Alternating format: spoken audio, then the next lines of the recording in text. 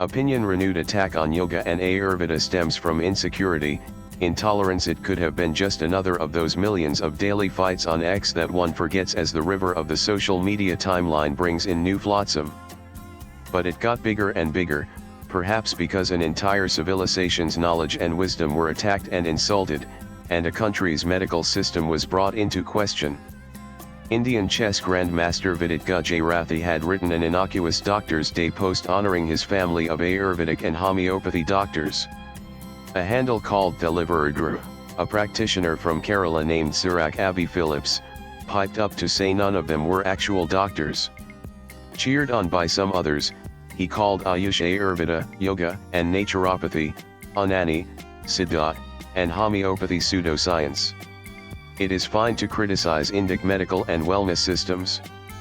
But when one repeatedly attacks and summarily dismisses it, one needs to delve into the motives.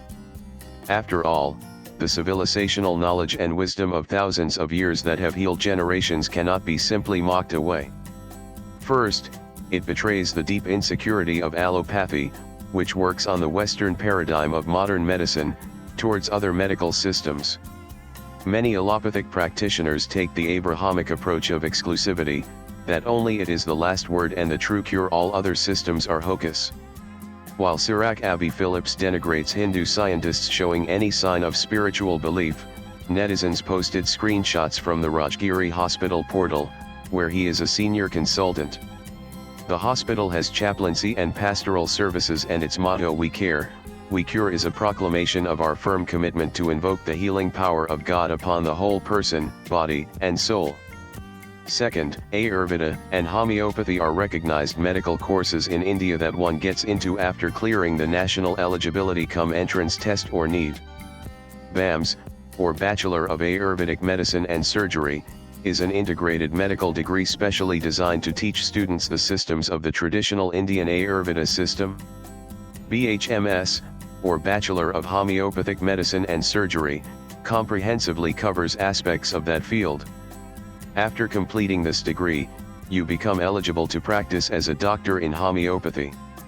Western medical institutions have increasingly acknowledged and put to use Indian medical systems.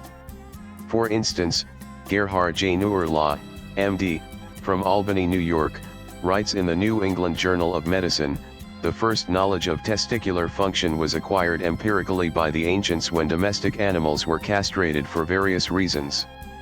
However, the specific effects in men were also familiar in those early civilizations where eunuchs were part of the social order." Furthermore, the Ayurveda, written by Sushruta of India, written about 1400 BC, recommended the administration of testicular tissues for the cure of impotence. Columbia University credits Sushruta for the earliest plastic surgeries and nose jobs. During the 6th century BCE, an Indian physician named Sushruta, widely regarded in India as the father of surgery, wrote one of the world's earliest works on medicine and surgery.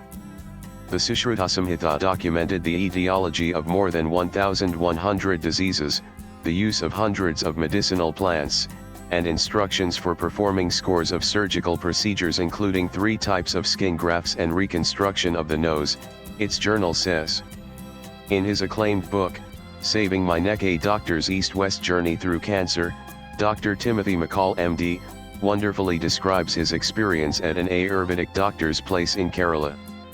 He says this doctor, Chandakutty, loves taking the cases in which the conventional medical doctors have thrown up their hands.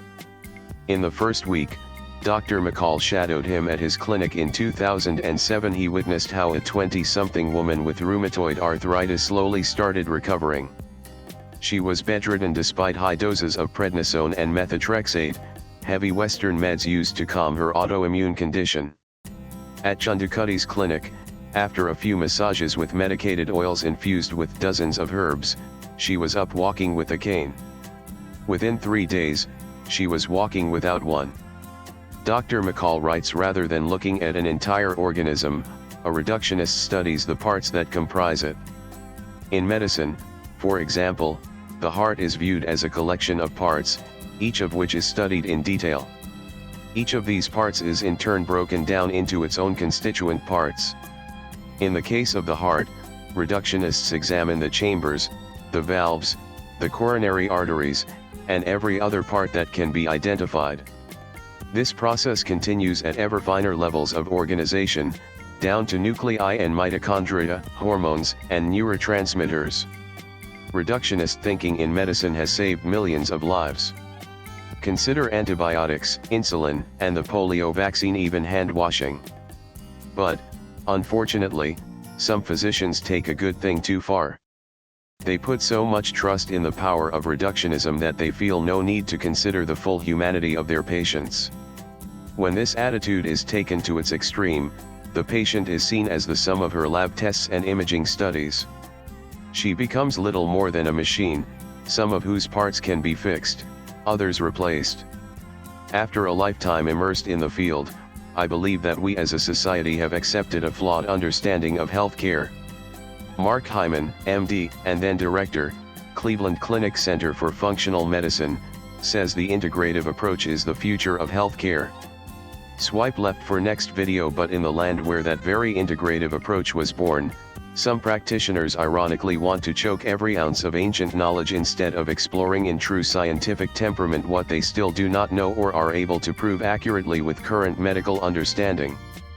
Abhijit Majumdar is a senior journalist. Views expressed in the above piece are personal and solely those of the author. They do not necessarily reflect News 18's views. Latest blogs.